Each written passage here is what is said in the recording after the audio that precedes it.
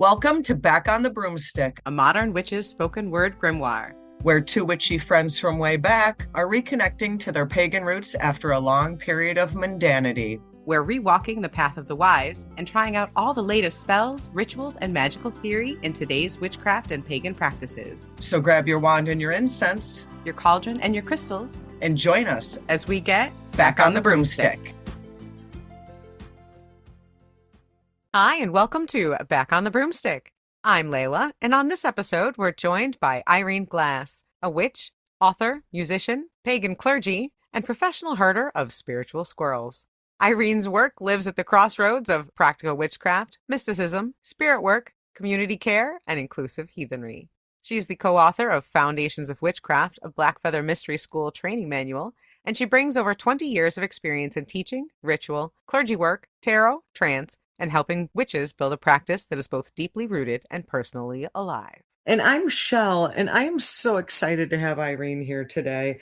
And I first met Irene at the Sacred Space Conference, which she is on the board of. She's also in a band called Kindred Crow, which is an awesome heathen pagan group. I mean, this woman does so many things. She takes trips around the world with her groups. You know, all of her folks in Maryland, you know, they follow her at the UU. They go to festivals to watch her. They get her online to hear her classes.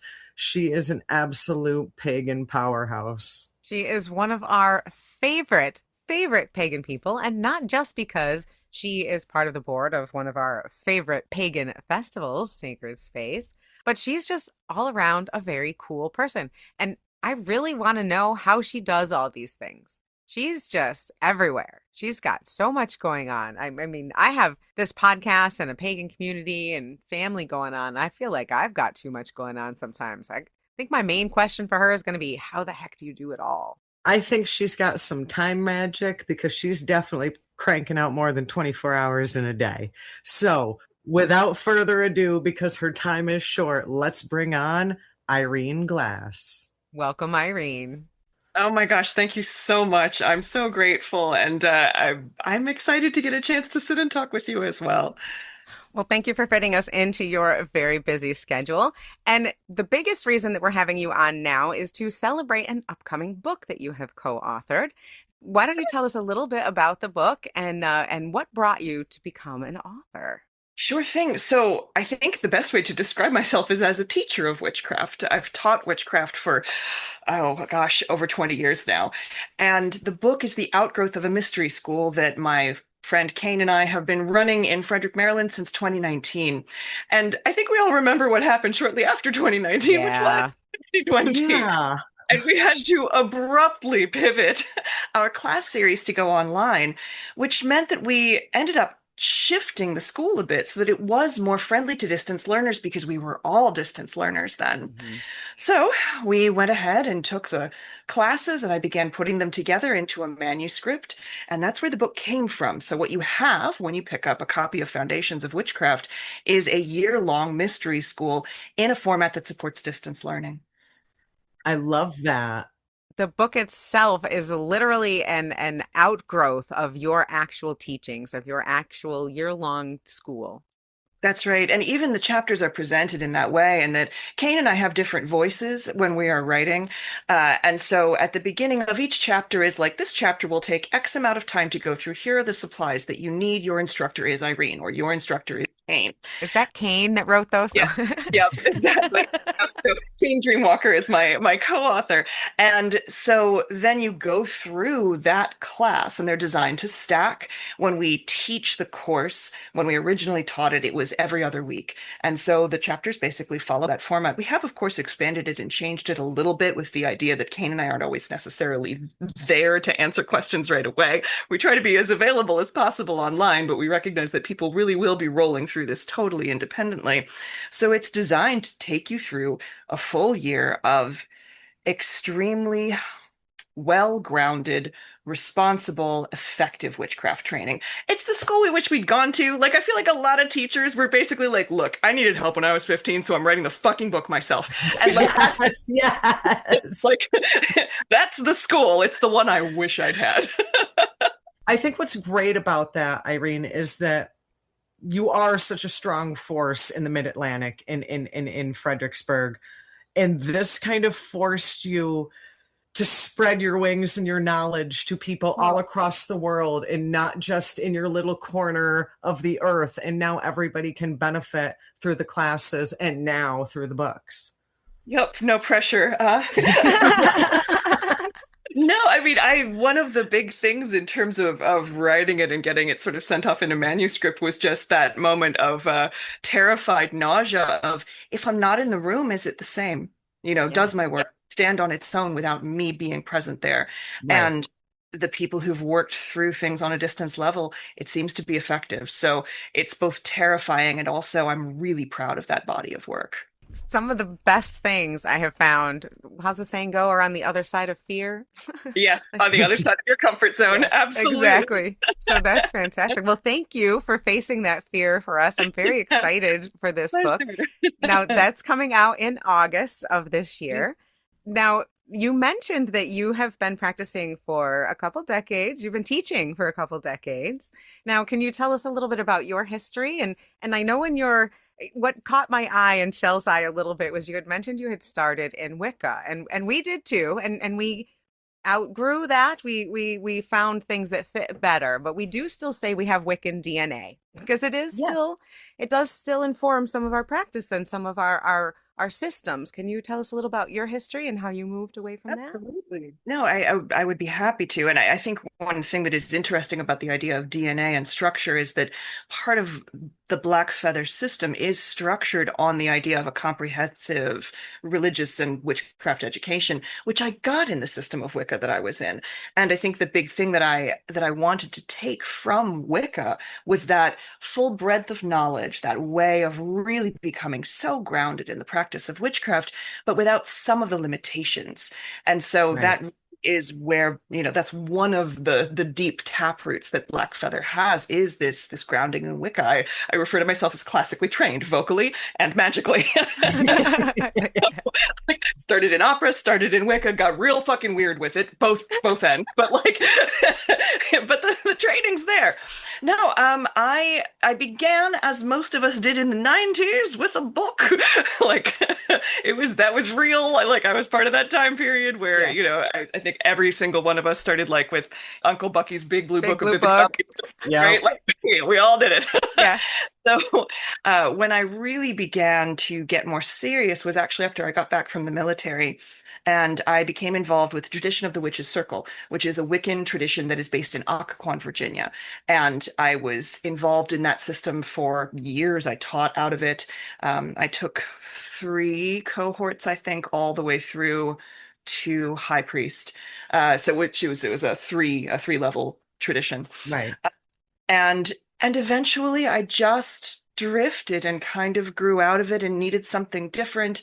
I began to not love some of the choices of the required texts. I'm a big nerd, so when we're talking about history, I have a deep anchor in terms of I need this to be accurate and stand on its own as opposed to thinking, right? All of the things.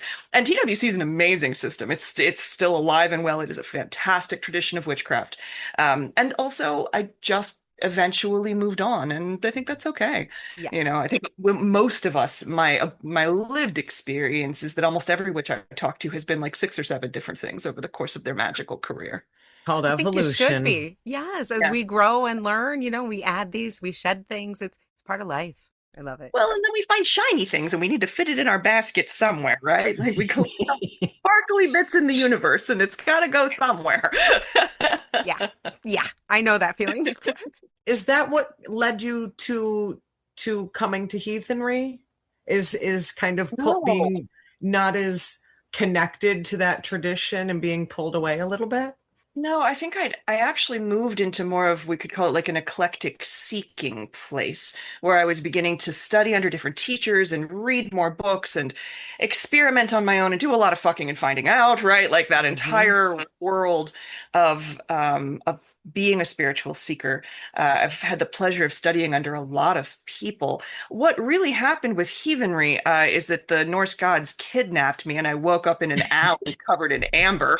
Why do they do that? that. Wow. Like, they're known for it, as it turns out. So Surprise! exactly. I wouldn't necessarily say that was like voluntary exactly, but it's definitely what happened. You might need to talk at some point because I'm having the same feeling. All right. But okay, so you were kidnapped. Okay, so they kidnapped you, stuck you in an alley. How'd you get back out? I cooperated. No, to briefly get very serious, I was in a really fucked up marriage for a long time. I was with my abuser for 14 years, and at the very end of that, I had a weird experience at Sacred Space Conference, believe it or not, which is a conference I now sit on the board of. A Sacred Space Conference, of course, brings magical adepts together, right? It's intermediate to advanced, so you're gonna get some pretty wild shit that happens there, even offsides. And this is what happened. I was in a class. There was a man in front of me I did not know, and he kept turning around and looking at me and turning around and looking at me and turning around and looking at me. And finally, after the class, he came up to speak to me, and I was like, oh, fuck, here we go, you know? He said, are you trying to get pregnant or have a baby? And no one in the room knew that. I had fallen into that trap of if I give my abuser a child, then perhaps things will be okay. And I had just like made the appointment to have my IUD removed. And I said, yes. And he said, Freyja says there's going to be trouble. Oh. I just broke out in chills over my whole body. Yes. So then I started seeing her in visions, and she was right. There was trouble. You know, I got out, and she's part of how I got out. But to this day, she's the only deity I know of who's tried to save me and tried to save me from me. And what's wild is I now know 4 other people who are oathed to Freyja who came to her the same way. Like she's got a thing in her contemporary practice where sometimes when it's real bad, she comes and gets you. She came and got me. So I joke that I was kidnapped, but the truth is that I got rescued. Yeah. Yeah, they came and took it. They took you right out. That's amazing. Exactly. So I became heathen. And as it turns out, a lot of the beautiful pieces of heathenry as a religious practice and as a community practice, it's a religion that's built around community, serves me so well. I've been a community organizer for decades now. And my greatest joy is bringing groups of pagans together. I am, that is one of my huge areas of service. And this is a religious form that suits me down to the ground, and I would never have chosen it. I have no Scandinavian DNA at all. We're Irish, like if we were going by ancestry, I should be worshiping the Morrigan, but I don't. So, it's the Norse gods came and got me. And sometimes that's what happens. And I think part of this practice is being open to those experiences and being open to that and knowing the difference. Sometimes that can be difficult to know when you're just going down a rabbit hole for whatever reason, and knowing when these experiences happen. And I know that part of your practice is in mysticism and is in some of those experiences, because one of the biggest questions that we get with people is, say they're like, oh, I think Freyja's reaching out to me, or I think someone is reaching out to me. How do I know that this is truly an experience versus this is something that I just want to have happen? Or I just think is happening? And is there some way that you can differentiate the two? Grab onto your broomstick, witches. Back after these messages. Hey, witches. Sorry for the interruption, but we have got to bring you the best collaboration ever. Back on the Broomstick and the Witch's Moon. We love these people. These are products that we've actually purchased. The Witch's Moon is a witchy subscription box service and so much more.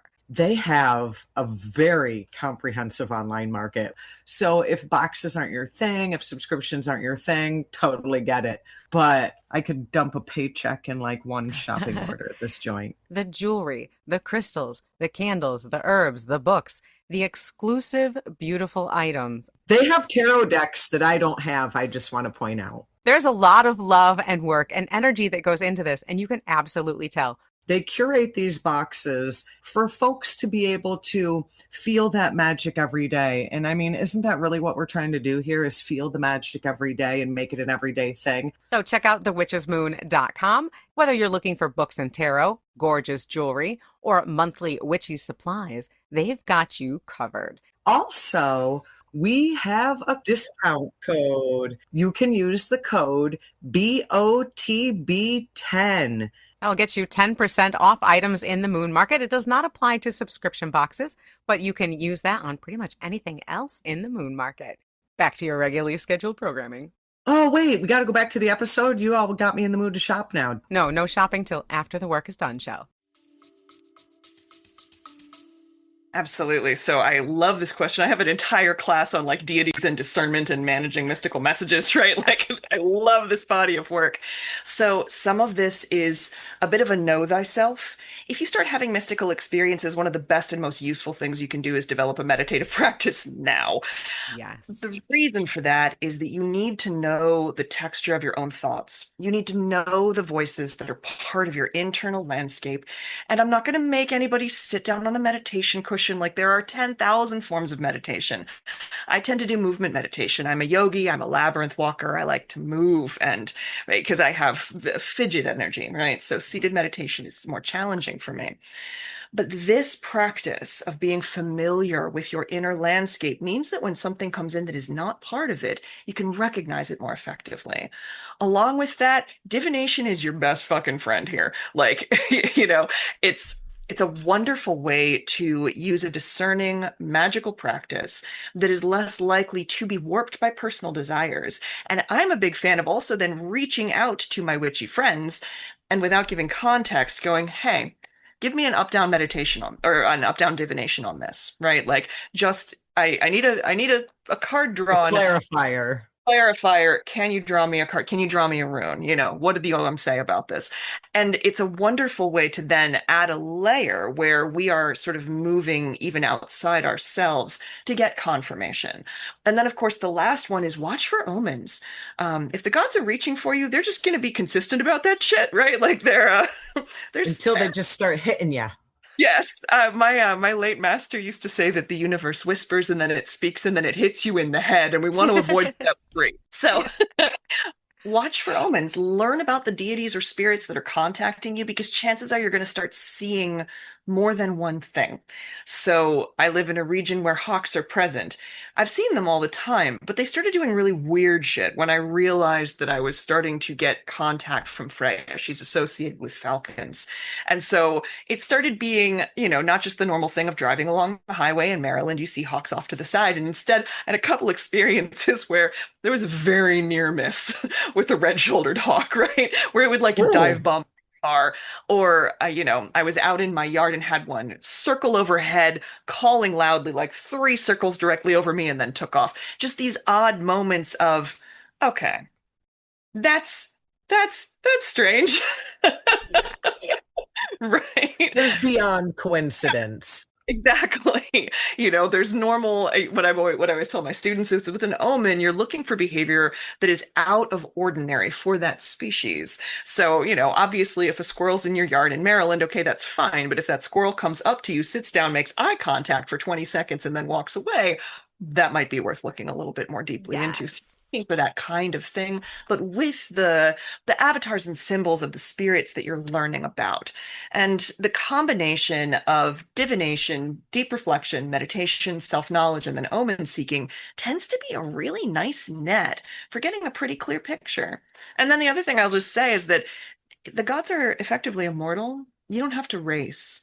I think a lot of times people feel like they're in a time pressured situation to respond to the spirits. Y'all, they don't have bodies. Take your time, right? Learn, breathe.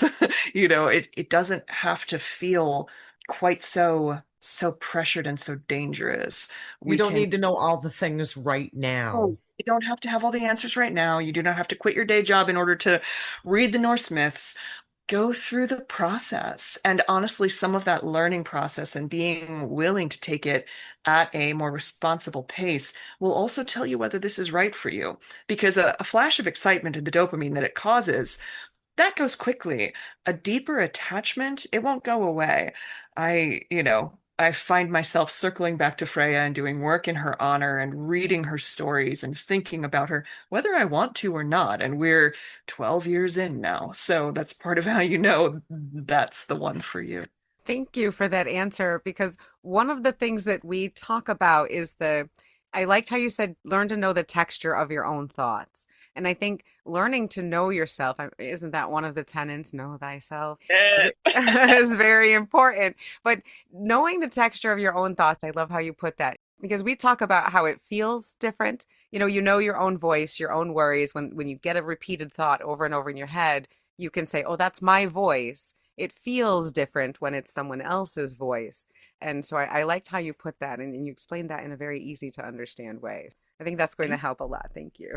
Yay, no, my pleasure. It's yeah, I always fall back on the fact that we all have multiple selves inside of us all the time, right? We have to learn who all those voices are. Otherwise sometimes you're dealing with a shadow that's just wearing an Anana mask because it wants your attention. So it's that vital piece, It's self-knowledge. knowing how to filter those voices. Yes.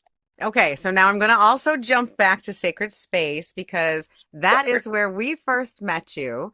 Okay, actually, I'm going to take a slight left turn because we did first meet you there, but we have a connection that you might not know about. We are like 2 degrees of Kevin Bacon apart from each other. 90s people will know what I'm talking about. So Yes, I'm with you. I'm going along on the journey. there's a couple festivals that you are part of, Rites of Spring and Twilight Covening, which sadly I have not yet gone to. But Oh one my of God, you these gotta go. years, It's so good. You gotta go. It's so good. it's so we have people from our old community We know that have people you we know. know people that have gone there for years and years and years, and how Yes, wonderful that place is, and just what it's incredible. amazing community and magic happens on the mountain. And so I Yeah. think it's really fun that we have that kind of little bit of connection. So before we dive into Sacred Space, can you just tell us a little bit about community and magic and being at festivals like that? Absolutely. Hey, did you want to know about Twilight Covenant in particular or just Maybe, community work? yeah, if you don't mind, if that's okay to talk about, because I Oh, freaking love those. Just the whole yeah. idea of it and everything, it's just fantastic. If there's one event, I don't push events super hard with people, just because there are so many and most of them are wonderful, right? Like, and they're Yeah. run by incredible people. And I am absolutely the most ridiculous proselytizer for Twilight Covenant. And this year upcoming, God's willing, will be my 17th with them. I have not missed a year Wow. since I began. So Twilight Covening is not a festival. It's not a big party in the woods. There are no vendors, there are no bands. What it is a pagan retreat. You get 4 days of solid ritual magical work. And when you get there beforehand, you choose a specific course of study or focus, right? And these are called clans. They max out at about 16 people. They're small by design. They are led by clan leaders. So I am a clan leader now. I went for 10 years before I changed sides, and I'm sort of on the other side of that veil now. And you you do the work, and you can go so far in 4 days with no distractions, with the support of really wonderful practitioners, with a small group that's like slightly coven sized of people who are doing the exact same work with you. It is extraordinary. And I think we just passed 40 years this past year. Twilight has been running for a long time. Earth Spirit is one of the longest running pagan organizations in the country. And Wow. they're amazing. I love being one of their southern cousins, like they are part of my family. They've been part of what shaped my practice. Twilight Covening is one of those events that will change you. It has changed me. It's how I became involved with Unitarian Universalism. I am a commissioned lay minister in that tradition. And that is because I went to a labyrinth clan at Twilight my first year. Like, all of it comes back around to Twilight fairly regularly. So, including some of my heathenry, I've taken heathen clans there, which then influenced a lot of my own spiritual growth. It is extraordinary. So, if you're able to get to Massachusetts in October, gosh, I recommend it. It's really something. I have not encountered anything like it anywhere else in the witchcraft world. I've been a community leader for a long time. I go to a lot of events. I have never seen anything else like it. It is extraordinary. If nothing else, go to the Earth Spirit website, take a look at the Twilight Covening, and just look at the clans and drool. just drool over all Exactly. of the They'll offerings. basically leave the last year's clans listed until the new ones go up. So you can see what we all did last year.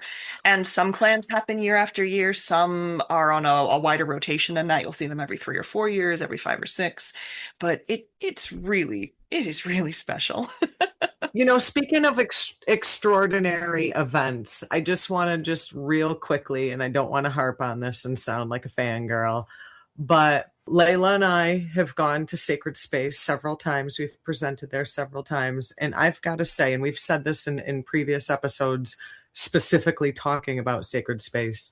And you. As a board member, thank you for what you do, because people get leery about, I'm going to an indoor thing at a hotel. This is weird. I don't know if I want to do this. I should be out in the woods.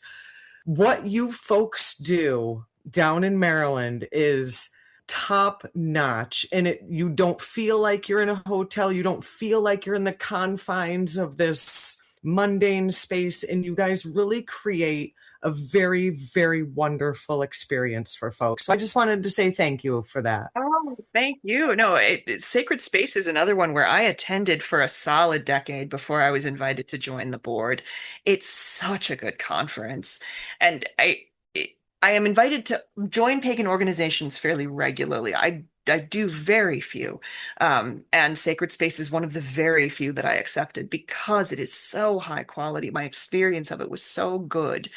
I think particularly for those of us who have been practicing for a long time, finding a place where literally everything is intermediate to advanced. I could go to any class there and learn something Learn. Yes. wonderful. A Wicca 101 has its place. I teach beginning witchcraft classes. We all start somewhere. But man, when you're like 30 years in, it's so nice to have someone rock your world. Yeah. And that happens to me every year at Sacred Space. I'm mind blown. That happens every year at Sacred Space. We come back and we talk, we're like, this festival, I took notes in every class, like every single class. Oh my God. So before I joined the board, I used to run like a black market notes ring for Sacred Space because I'm a really good note taker. Can we get in on this? Totally. So what's cool is technology's kind of moved along as well. So now a lot of our teachers we use the Sked app, will upload their notes to that or make them otherwise available. Like there's ways around it. But back in the early and mid 2000s, it was a little bit different. And so I would team up with a few other people and we'd divide the schedule, go to those classes and then rotate notes and sell them. Were you watching Layla and I last year? Because we kind of did that. We're like, all right, so you go to this one upstairs. I'll go to this one downstairs. We'll cover more ground. It's just so good. It is so good. Literally every single class, every ritual, everybody just getting together in the hallway is amazing. It's just such a good place, such good energy there. And another thing I wanted to mention is another highlight is it is capped off at the end by a very awesome party costume ball, which you and your band happen to be the highlights of. Talk about Kindred Crow for a second. Tell us about the band. How did this come together? Sure thing. So Kindred Crow is my third band. I'm a musician. I was raised in an artistic family. In your spare time. Right, yes. So my family resupplies the arts, I think. You know how some families are like football families? We're an arts family. My sister is a professional actress in DC. My parents met in a theatrical production. They were in a band together themselves. And Kindred Crow is band number 3 for me. I was in Rebel Moon first, which was a folk band that had a lot of pagan leanings. I was then in Cassandra Syndrome when I was in my angry phase. That was a heavy metal band that had I mean, if you were paying attention, it was super fucking pagan, but we didn't market it that way. And then when I blew my life up in 2014, my partner and I were in Cassandra Syndrome together. And afterwards, we were talking about, did we want to do another band? And what we were talking about is what did we love the most? And what we loved the most was when we got to go play a pagan festival and play a set and then go play drums at the bonfire that night and then pass out drunk in a tent. We loved that part. So Kindred was consciously designed to be a magical musical project for pagan festivals and events. That's all we do. I'm not trying to make it big with this band. I did that with a metal band. I almost gave myself an ulcer. This is totally for fun. And of course, in one of those ridiculous twists of fate, Kindred Crow is vastly more successful. Right? The one where I was like, fuck it, I'm going to play the music I want to play. That's the one. That's the one that works. As it should be. So we're coming up on, I think, 10 years together in November. We've got, oh gosh, there's one full album out, and then there's, I think, three-quarters of another album that have been, those tracks are being released individually. We're acoustic music, and we are very magical. So you're going to hear themes of mythology and spell crafting and mystical experiences. It's a lot of fun. It's all acoustic instruments. There's lots of drums. I have a very high singing voice, and then the band is co-fronted by an alto. So you get this sort of beautiful, almost Indigo Girls-y sometimes sound, a little bit higher. And it's just, I don't know, it's just a ton of fun. I love playing music with my Crow family. It's a blast. And we've had such a good time. You guys are great, by the way. My gosh, thank you. No, we have so much fun. We've gotten to play a lot of fairy festivals and just a ton of pagan festivals. We just got back from Rites of Spring up in Massachusetts, which is another Earth Spirit event. So the band played there a couple weeks ago, and it's so fun. We love playing. You can tell. I've had the pleasure of being at 2 performances of Kindred Crow, and you guys are a lot of fun, and you are magical, and it's just good. You have to dance. You have to dance. That's all I can say. You can't help it, and you can feel the energy. It's one of those things where you can tell that there's magic in the air when Kindred Crow is playing. Very intentional about it. Absolutely. Now, is there a way that people can listen to you? Can they find you on YouTube? And yes, absolutely. You can find us on all of the streaming services. We don't really do physical albums anymore, just because it's become so unnecessary. Like, we still have CDs of the first one that you can buy if you want. But what I'd recommend is, hop on your favorite streaming service. It's all there. We're distributed across basically all of the platforms, and come to a show. I think that the recorded material's fine, but the magic of Kindred Crow is being there. Like, that's when it's a blast, is when it's all of us magical people blowing the roof off of a venue. That's when it's really fun. all that sharing that energy. Yes. We can say that we totally agree with you, having known. So we'll put links so that you can find some of our favorite songs down in the show notes, so you'll be able to check that out. Now, you're pagan clergy. You are also a minister at the Frederick Cups. So, there's Frederick, Maryland, and then Fredericksburg, Virginia, and they're reasonably close to each other. It happens all the time. But I am a commissioned lay minister at the Unitarian Universalist congregation of Frederick. And that's in Western Maryland. Very nice. Now, our community has recently, we started a community about a year ago in the southern tier of New York, and that has been absolutely phenomenal. We are loving every second of it.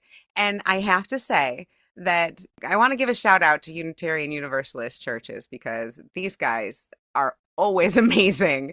And the Unitarian Universalist Church of Big Flats in our area has been wonderful. We do not have a CUPS chapter here, but they work with us. They work with everybody. They're just really great people. If you have a UU church in your area, they are a great resource. They're wonderful. So check them out. So I definitely want to give a shout out to them. But can you tell us a little bit about your being clergy with the UU and about CUPS a little bit? So I was clergy before I became involved with the Unitarian Universalist congregation. I was ordained back in 2003. So I've been pagan clergy for a very long time. I got involved with the Frederick UU, I think it was 2016 or so. No, 2008. It's all starting to blur together. It's a blur. Exactly. Well, the longer the time frame gets, like, how the fuck long have I been here?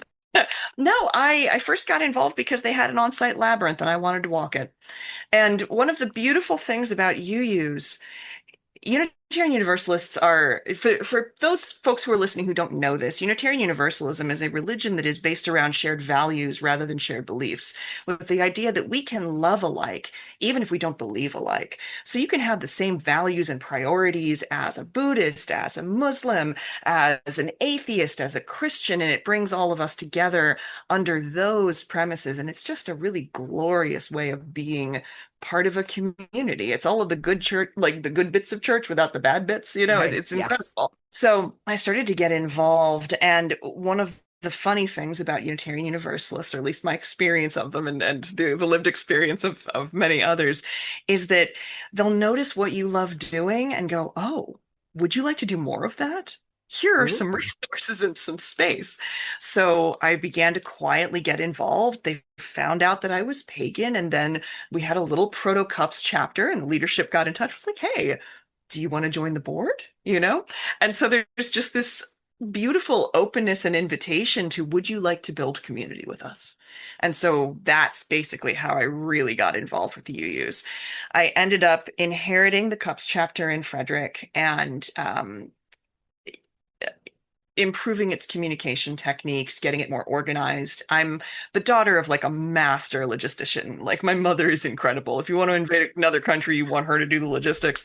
So I'm really good at organizing people and things. By the time I got involved with the Frederick UU, I'd already run pagan festivals for a long time. Like I was in it. So I'm really good at that side of things. So I basically took something that was already wonderful, made it more organized and easy to find, and then of course it got much larger. So midway along that journey, one of the wonderful elders in my community, a woman named Sea Raven Morse, approached me and was like, "Hey, you know, there's actually a word within UUism for what you do. It's called lay minister. Would you like to go to the training?" And it was wonderful because it filled some gaps that I didn't have from my background in Wicca.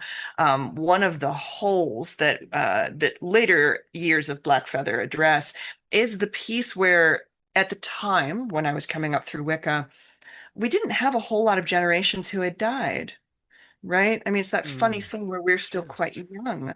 So Yeah. I was very good at ritual, very good at spells, know my correspondences, but I didn't know how to do pastoral counseling or how to sit with someone when they're dying. I didn't know how to be in a room when a child was being born. I didn't know how to moderate a conversation between two people who were angry at each other. And what I will give the UU training is that it had all of those pieces. So I did the lay ministry training through the Unitarian Universalist Association, which fills in a lot of gaps. It's basically designed for people who are already congregational leaders, and it gives them more skill sets. It was wonderful. And it was really, really great to have some of those gaps in education addressed. Sounds like you've got a great UU church down there in Frederick. Oh my gosh, I'm so spoiled. So we're what is known as a program congregation, which means we're quite large. So it's two services. There's probably about 150 people at each one, and just it's a Wow. robust congregation. Wow. There's always something going on. And Frederick Cups, the Cups chapter that I lead, has sort of imitated and inherited the weird, as a heathen would say, of our parent congregation, and that we are one of the largest Cups chapters in the country and one of the most active. And it's just a blessing of community, of our parent congregation being incredible, and of just really amazing folks who want to make it work. There's no way I individually could do all of the stuff we offer. I have an incredible team of people who make Frederick Cups what it is. We have so many teachers and community leaders. It's amazing. You sound like a blessed group. We are, I consider us ridiculously lucky, just ridiculously lucky. It's, you know, it's really something. It's the privilege of my life. Now, because it is such a large and diverse group, and you practice what you call inclusive heathenry, which I absolutely love, and you have this pagan community that is large and diverse, and you have your own devotional ideas and thoughts. Can you tell me about balancing different groups? Because again, in our community, this is not a coven, this is a community of people that come from different backgrounds, and we need to work with that. Can you tell us a little bit about working with multi different backgrounds? Absolutely. So Frederick Cups is designed to be a big tent pagan community, but we're large enough that we also have subgroups. So for our Wheel of the Year rituals, so summer solstice, spring equinox, the quarters and the cross quarters, we come together as one group. And those rituals are either centered around the lived emotional experience of the ritual in question. So like Samhain is an easy one, right? When we do the ancestors religion or ritual, it's about grief. It's about mourning those who have gone before. Everyone has that experience. Or our rituals, center, they'll have like multiple altars and multiple guides that are offering an experience with that pantheon. So rather than like run away from the fact that we are a pluralist pagan group, we really lean into it. So, for example, coming up on the summer solstice, we're doing our annual full service for the UUCF, which means we take over a Sunday morning and basically do an entire ceremony just for them. And so we have representatives from the heathen diaspora, from the Celtic one, from an sort of an animistic point of view.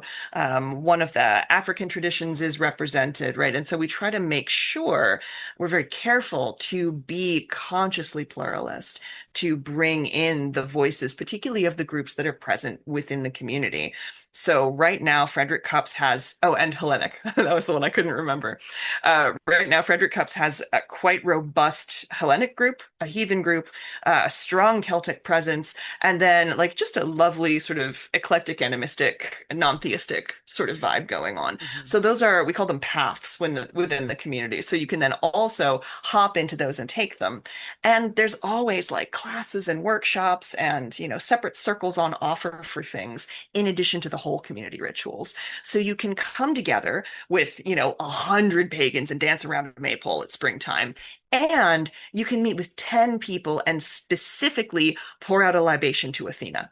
So we try to basically both and it. And it so far is working pretty good. I was going to say, it sounds like you guys really are able to cater to a lot of diverse religious groups. And that I think is so phenomenal.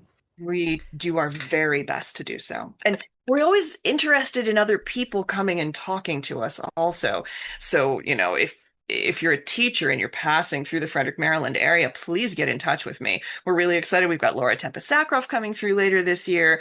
We've had Kellyanna down from up north, we had S.J. Tucker come across at one point in time because she was performing on the East Coast. Like, we are so happy to host other people and other practices.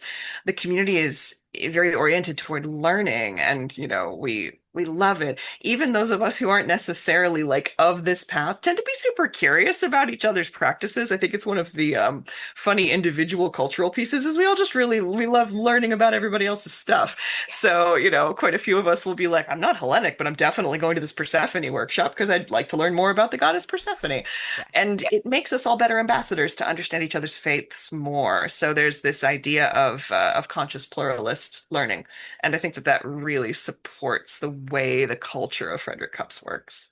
I think that really deepens everyone's practice when you get to learn and experience all of these different things. It really brings it home to yourself and to everyone. There's kind of a, not synchronicity, there's kind of a, I don't know, the energy gets bigger. There's a multiplication that happens when you kind of get together like that and everyone is sharing in that way. I think it's a very beautiful way to have community. Well, and I think specifically with pluralist communities, understanding what works for your other community members is wonderful. So I've been to rituals where, like, I didn't have a big mystical experience because it wasn't for me, but it was for the Celtic polytheists in the room, and man, they had a great experience. And now I know some things about their ritual forms I didn't know before, and I got to see them having transcendental experiences, and it filled my heart with joy. But you also got to contribute to that energy as well. And to support their process. And so I think some of being in community successfully is also this legitimate joy in each other's spiritual process and in wanting to support that for each other. Like, I want the Hellenics to have a good time. I want the Celts to have a good time. I want everybody to get what they need from that sacred fluid that comes into us when we are in a transcendental moment. Like, we need it. The world fucking is rough right now. Like, let's get everybody what they need if we possibly can and take joy in it together, All right. You mentioned the world is rough, and I'm just going to bring this up real quick because I got it, because it's bugging me. The rescinding of the pagan designation. Yeah, as a veteran. Oh, so I know your thoughts, but what are your thoughts? Sure thing. I think it sucks. Yeah. You can swear here. I think it sucks a big pile of shit, to be honest. But It's short-sighted, it's irresponsible, and it's profoundly disrespectful. Pagans have been serving honorably for decades. I got out of the Marine Corps more than 20 years ago now, and I had more support then in terms of my religious needs than people who are serving right now. And that's not how that should be. It shouldn't move in that direction. That's bullshit. We ask veterans to do such hard things. And a thing that a lot of people forget is that the overwhelming majority of the people in the military are under age 25, right? It's like 80% of the military. And now, being a middle-aged person and looking back, they're kids.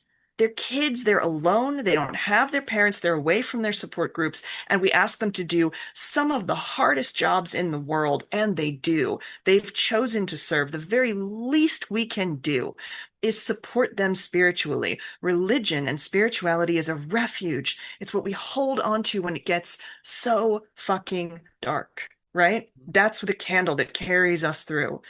And to take that away, to just throw all of these religions, and it wasn't just paganism, right? Unitarian Right. Universalism, wildly, is another one that got cut, to just throw them in this bucket of other religions and choose not to support them is, I don't even have the words for what a betrayal that is. We give so much.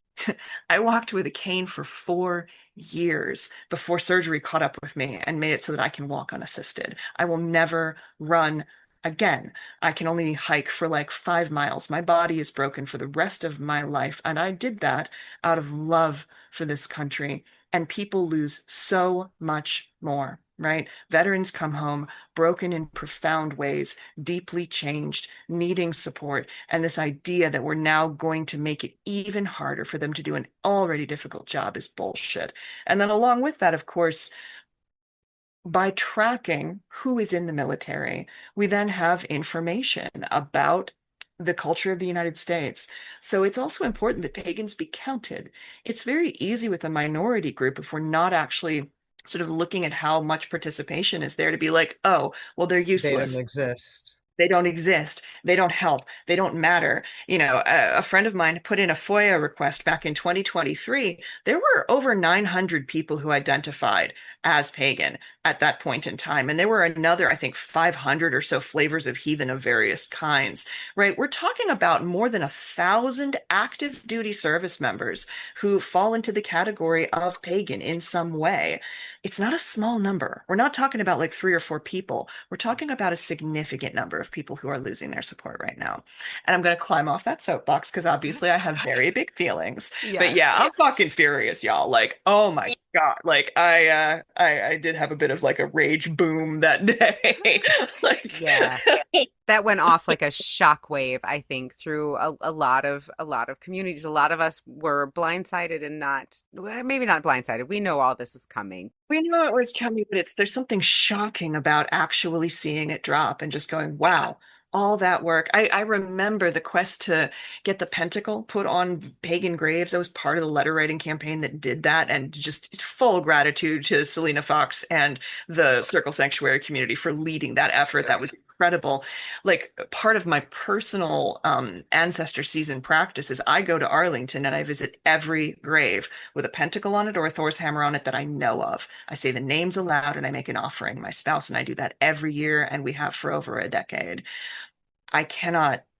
Right now, of course, the VA is a separate thing from active duty military. But if we begin to erase pagans who are actively serving, does it again bleed over to the VA? Do we then lose the ability to have our sacred symbols on our graves? What is the spill of this? How does it accelerate, right? Like, there's so much. I said I was going to get off this soapbox. Sorry. All right, so let's bring it back to community because We're this gonna is put that in a box. we're gonna put it in a box. We're gonna set it aside for a second because that could be a whole separate episode. Oh But we're my gonna God. bring that back to community because that's what's important now. This is what we need is community. Yeah. Selena Oh my God. Fox and that letter writing campaign, that was a beautiful, beautiful act of community, of service to this community. And that's kind of what we need is all of us to come together and to do these things, to be counted, to be heard, to be part of groups and communities. And like I said, we just started a community here 1 year ago. We're about to celebrate our 1 year anniversary. And yeah, thank you, thank you. We are super, super thrilled about it. But people come to us every day. We are constantly getting new people coming in because they're looking, they're seeking this community. Online is wonderful. We are talking today because of this beautiful, internet that we can, so that we can get together. But in person is also becoming very, I very don't. vital, I think, to everything that's happening here. You said you went to the UU because they had a labyrinth. Labyrinths are Yeah. near and dear to my heart as well. Can you tell us a little bit about just about your favorite parts of community? So let's get to that. Let's get to our favorite parts of community, things that we like. No, so I've always kind of been one of those people that wanted to share my toys, right? Like as a child, I always was. I think also some of it is like so many pagans, I was a really odd kid. So I was sort of profoundly lonely as a child. I wasn't the one that everybody wanted to talk to. I had a whole lot of sort of eating lunch alone experiences.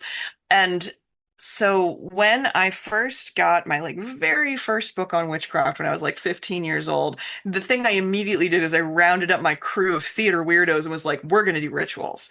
We're going to learn witchcraft. We're going to form a coven, Yes. right? And so that instinct of I found this beautiful thing and I want you to experience it too. And I want us all to do this beautiful thing together so that then we can talk about it and share and grow. That piece of motivation has never gone away. It's the same now, right? Like it's 30 years later, it's the same. The very first pagan group I started was in Okinawa, Japan, while I was still in the Marine Corps. I started a group called Pagan Voices. It ran for the 3 years I was there, and then for another 7 or so after I left, which I'm really proud of. And then I came to this country and like immediately got started in other pagan communities. I love us. I love witches. Pagans are incredible. They're some of the smartest, most interesting, strangest people you'll ever meet. And when we get together, things are possible and experiences happen that just can't be replicated in solitary practice. I wish that they were. I have a really nourishing, beautiful solitary practice. And also my community practice, man, it's amazing. You know, we need friends. We need people who love us and shared experience, shared projects. It's such a strong, beautiful way to build bonds. Like, I always just come back to the fact that humans we're a tribal species. We weren't meant to be separated from each other. We're meant to be part of a group of like 30 to 50 people who share resources and help each other raise their kids and gather food together and sing and tell stories around a fire. That's what we're supposed to be doing. So anything I can do that helps build that for me and for others, that's what I do. A friend of mine jokingly refers to my career as something that where I have cleverly turned a compulsive behavior into a paying field, and she's not wrong. I loved it. I would do this anyway. I had to go full time in 2018 because of an injury that meant I couldn't teach yoga. But like, I love us. My favorite things are these moments where so we do a big annual fundraiser at Frederick Cups. It's a masquerade ball. And there was a moment this past year, it was probably around like 11 p.m. at night, and I was just watching everyone in their gowns and their fancy clothes and their costumes dancing and laughing and talking, and just had this moment of, my God, why can't it always be this moment? Why can't it always be tonight? Because seeing people full of joy and connection and love is incredible, and the counter to that is seeing people connect deeply and spiritually is extraordinary. I love some of the more, I guess we would call them some of the more serious rituals. Like if we're gonna if we're gonna give me any character flaws, it's that I'm sometimes a little too serious. I love the deep sort of plumbing of the soul stuff. It's why Twilight Mhm. Covenant's such a good fit for me. Right. So I love it when people are having these profound experiences of transcendence and connection. I love it. We sometimes joke that I measure our rituals and how effective they were by how many people cried. I want to hit tears because then I know it's real, like I love that experience. So that's the thing I really adore about community is this shared gnosis, this shared joy in the work and in the spirituality. It's beautiful. There's nothing like it in the world. Nothing. If you can create community in a foreign country while in the Marines, Yeah, then I think we, our listeners, can create community where they are. please do. So put like Right? And Foundations of Witchcraft, a Black Feather Mystery School training manual. That could be a way to do it. I think this book, now people have a little bit of time before it comes out. Get on Reddit. That's how I started this community here. As someone posted looking for other pagans on Reddit. She and I got together. We've been together a year now, and it's over hundreds of people now. Excellent. Right? And so something like this, something as simple as taking this book and saying, hey, I'm looking for other people to go through this book with me. Go to your local UU, go to your local metaphysical store, see if you can find other people to connect. Do you think this book would be a good way for people to get together and work together? It's designed to be gone through. I mean, it was designed for a group, right? It was the first cohort of Black Feather was like 60-ish people. Most cohorts in person are 30 to 60 and online are like 60 to 120. It's designed for a group. It works really well that way. There are some exercises in it that are, where you have options, like if you're working with a small group, if you're working with a partner, if you are solitary, and then you go through and you do the ones that are appropriate to your group. So yes, absolutely, totally. And also just go looking for your local, the musician Ginger Doss calls it the hippie pocket, right? No matter where we are, there's usually some cluster of like crunchy granola folk. And it's usually really easy to be like, hey, I want to do some witchy stuff. And then find at least one or two other people who are like, I am so fucking down. The little heads will pop up. We're like, oh, me too. Exactly. Yeah. Yeah. Yes, exactly. I love that little bit of advice. Look for the hippie pocket. No, as soon as she has a song, or they have a song that called The Hippie Pocket, and they talk about touring and then finding the hippie pocket in different places. And I'm like, oh my God, that's the best way to describe that. Because it's true.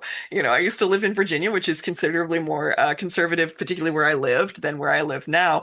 And also there's a hippie pocket. You just have to find it. It sounds like me going to parties in the 90s. And I used to look for the hippie pocket. Oh, see, I was going to say back in the 90s, you were the hippie pocket. That's true. That is true also. It actually is true. Smell of patchouli right through the party. Like I can sniff. There's a hippie here somewhere. I can smell them. You know me. Oh my gosh. That's great. I've been wearing either Birkenstocks or flip-flops since 1991. Proud of it. Hell yeah.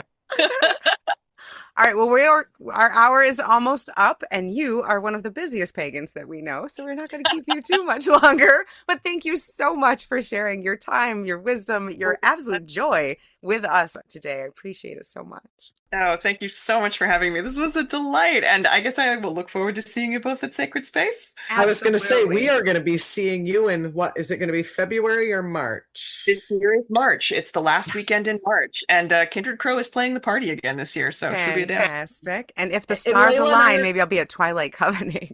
Yeah. Oh my God. and I are going to have to get another tattoo this year. Because I don't know if you know this, Irene, but Laylla and I got matching tattoos at Sacred Space. Oh, that's awesome. That's so I don't know if we can show it on this. We're like trying to do yoga over here. No, I think so. Yeah, absolutely. It's working. We got it. But yes, exactly. We will definitely see. So again, thank you so much. And if people want to get your book, we will have links to that in the show notes. Again, it's called Foundations of Witchcraft, a Black Feather Mystery School training manual. They can also find your website as well, and there's classes and things they can sign up for there. And where will you be next? So I will be at Spirit Fire Festival. That's up in Massachusetts, or is it New York? It's up in New England. You can tell the Marylander is like, I don't know, drive for a while. That one is Sacred Fire Circles. And if you love that vibe, it is the best I have ever seen them done. I'm part of the ritual team for that. And then I will be at Temple Fest this year. So that one's in September. I'm presenting at Northeast Pagan Pride Day. You know what? Just go onto the Glasswitch Cottage website, go to the events page, and there's a full list right there. I also do a once a month Zoom workshop for anybody who's not local. And those are drop-in. They are not a series. So if you're interested in coming and learning stuff with me and talking about cool witchy shit, hop on in. Awesome. Well, again, thank you so much, Irene. We'll put links to all of us in the show notes. Thank you so much. Thank you so much, Irene. And again, Irene Glasse, the most outspoken, using her time in the most efficient way pagan on the East Coast. Thank you. Thank you for listening to this episode of Back on the Broomstick. And a huge thank you to Irene for coming on. Remember, folks, like, share, star, thumbs up, whatever you do out there on the socials. You can find us at Back on the Broomstick on everything: Instagram, Facebook, Spotify, Apple, all the things. You know what to do, folks. To get a copy of Irene's book, check out her website. We'll have links to all of that in the show notes, and we will see you next week. Be wise, be wicked, and Keep it witchy.